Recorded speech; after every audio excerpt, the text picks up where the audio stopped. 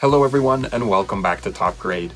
My name is Spencer Miller and today I'm so excited to introduce you to a selection of brand new Canadian books for high school students for the winter 2026 season. I've got some great books to talk about today, so let's get started. Fierce Voice, published by Commandeer Press, written by Susan Curry. Fierce Voice is the sequel to Is the Apocalypse, which was one of Canadian teen readers' favorite books of 2023. In Fierce Voice, Is has everything she's ever wanted. She's found the foster home of her dreams, is attending music school, and has a cute sort of boyfriend. But Is still living with trauma that fills her with worry that these good times won't last. When Is has a chance to start a musical outreach program to mentor at-risk kids, she realizes she needs to confront her past so she can fully embrace being a helper to others in need. Iz's journey in Book 2 is deeply emotional.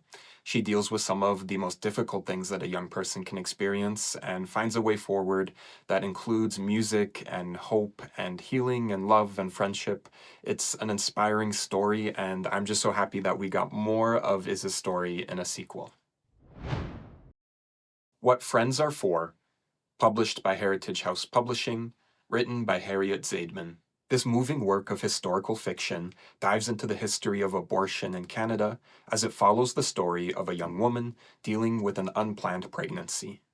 In 1983, Dr. Henry Morgenthaler is set to open an abortion clinic in Winnipeg.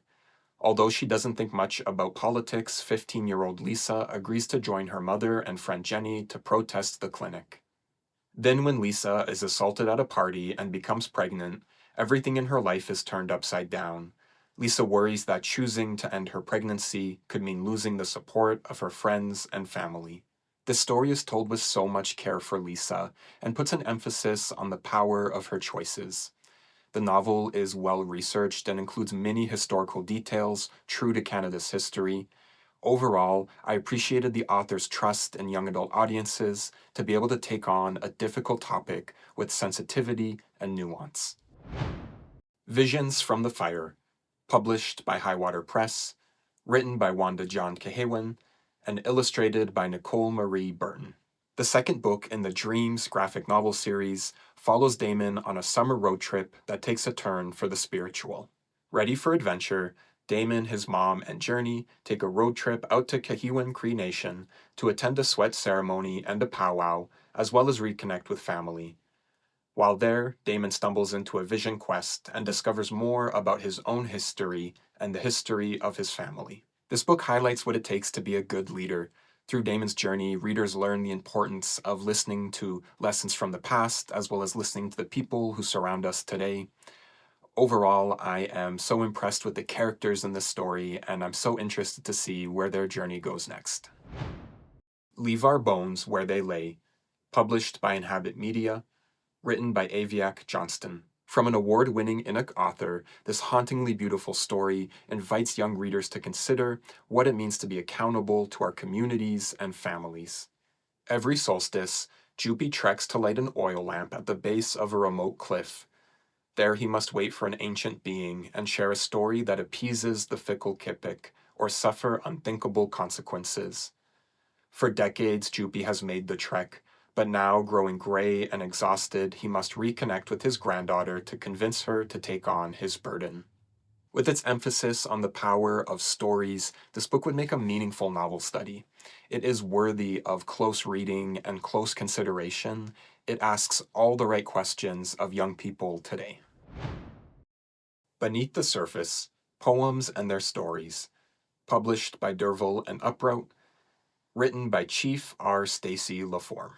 The poems and stories explore themes of mental health, Indigenous issues, humanity, grief, healing, and hope, and as Chief Laforme explains in his introduction, this is not just another collection of poems, it is a chance for me to share the reasons I write, the lessons I've carried, and the thoughts that live between the lines. Sometimes students disconnect from poetry because it may be confusing or undecipherable. This collection will help students to reconnect. The poems are relevant, full of life and emotion, and the accompanying stories offer context and clarity. Can Posters Kill? Anti-Semitic Propaganda and World War II. Published by Second Story Press, written by Jerry Favish with Catherine Cole. Sharing a collection of rare and historical posters, this visual essay invites readers to recognize and resist messages of hate. Take a visual journey from medieval anti-Jewish artwork to the venomous Nazi propaganda of the Second World War. Learn how propaganda can be used as a tool for spreading hate, how repetition, vivid imagery, and urgent messaging promote intense emotional reactions, fear, distrust, loyalty, revulsion, that can impact the way we think. This book is a perfect fit for social studies classrooms as it looks to the past to teach valuable skills for today. Learning to recognize and question and challenge propaganda is an essential skill for students living in a digital world where information and images spread quickly online.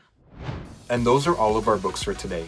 On behalf of the Association of Canadian Publishers, thank you so much for watching. If you love Top Grade, make sure to send this video to a teacher friend of yours. We also want to give a big thank you to Ontario Creates for their continued support of the Top Grade program.